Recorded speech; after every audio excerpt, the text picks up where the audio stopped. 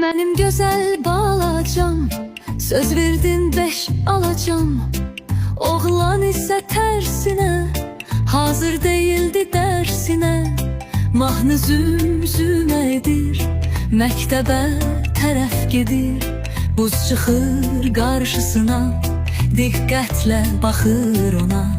Yoldan çıxarır maraq, çıxır buz üstə qoçaq. Sürüşür birdən birə, dəyir üz üstə yerə. Əl gəzdirir üzünə, söyləyir öz-özünə. Qorxdum əzilər başım, korlanar yaraşığım. Tutur buza gözlərin, deyir ürək sözlərin. Sən nə yaman sana buz, adam yıxan sana buz.